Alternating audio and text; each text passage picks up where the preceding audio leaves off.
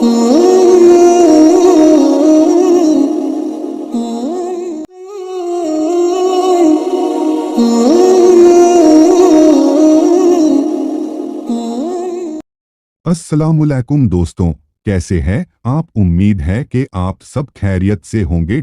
Islamic ज्ञान 774 में आपका स्वागत है। तो शुरू करते हैं। हमारे अंदर एक रूहानी बीमारी आम तौर पर पाई जाती है। बीमारी है बदगुमानी। हम किसी के भी बारे में बिना सोचे समझे उसकी मौजूदा हालत को देखकर बदगुमानी कर देते हैं। खास करके किसी हमारी बहन बेटी के बारे में बिना सोचे समझे कुछ भी बोल देते हैं। तो ये इस्लामी कहानी हमें ये सबक देती है कि हमें किसी की ज़ाहिरी हालत को देखकर कोई भी नतीजे पर नहीं पहुंचना चाहिए। उम्मीद करती हूँ हम ये हिंदी इस्लामिक स्टोरीज से कुछ सबक लेंगे। तो आइए दोस्तों, आज का ब्लॉग शुरू करते हैं। एक आदमी के 4 बेटे थे। वो चाहता था कि उसके बेटे ये सबक सीख ले कि किसी को परखने में जल्दबाजी नहीं करनी चाहिए। इसलिए इस बात को समझाने के लिए उसने अपने बेटों एक सफर पर रवाना करने का फैसला किया और किसी दूर दराज इलाके में नाशपाती का एक दरख्त देखने के लिए भेजा। एक वक्त में एक बेटे को सफर पर भेजा कि जाओ और उस दरख्त को देख कर आओ। बारी बारी सबका सफर शुरू हुआ।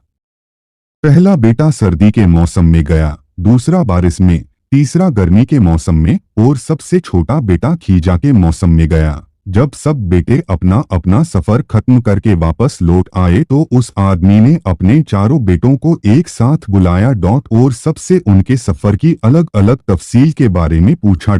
पहला बेटा जो सर्दी के मौसम में उस पेड़ को देखने के लिए गया था, उसने कहा कि वो पेड़ बहुत बदसूरत झुका हुआ और टेढ़ा सा था। दूसरे बेटे ने कहा नहीं, वो पेड़ तो बहुत हरा भरा था, बड़े बड़े पत्तों से भरा हुआ था। तीसरे बेटे ने इन दोनों से इख्तिलाफ किया, वो पेड़ तो फूलों से भरा हुआ था और उसकी महक दूर तक आ रही थी और ये कि उससे हसीन मंजर इससे पहले उसने कभी नहीं देखा था। अब सबसे छोटे बेटे ने अपने सब बड़े भाइयों से इख्तिलाफ करते हुए कहा कि वो नाशपाती का पेड़ तो फल से लदा हुआ था और उस फल के बोझ से पेड़ जमीन से लगा जिंदगी से भरपूर नजर आ रहा था। ये सब सुनने के बाद उस आदमी ने मुस्कुराकर अपने चारों बेटों की तरफ देखा और कहा, तुम चारों में से कोई भी गलत नहीं कह रहा है, सब अपनी अपनी जगह सही है। बेटे बाप का जवाब सुनकर बहुत हैरान हुए, ऐसा किस तरह पॉसिबल है? बाप ने अपनी बात जारी रखते हुए कहा कि इस कहानी से मिलने वाली सीख, तुम किसी भी पेड़ या फिर किसी शख्स को एक मौसम या एक हालत में देखकर कोई फैसला नहीं कर सकते। किसी भी इंसान को जानने के लिए थोड़ा वक्त लेना जरूरी होता है।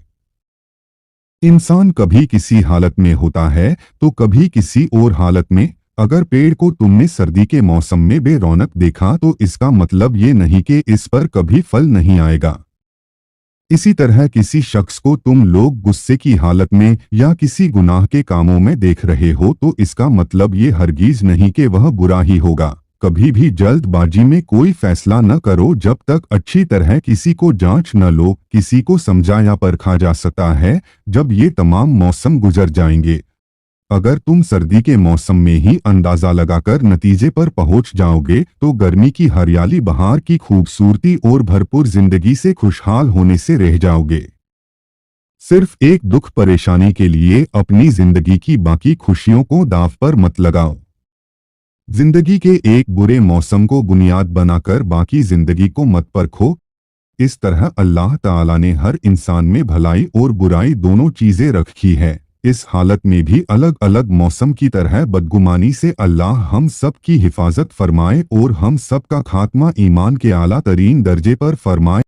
आमीन। अगर आपको हमारी यह कहानी अच्छी लगी तो मेरे चैनल को सब्सक्राइब करें। मिलते हैं अगली कहानी में। अल्लाह हाफिज।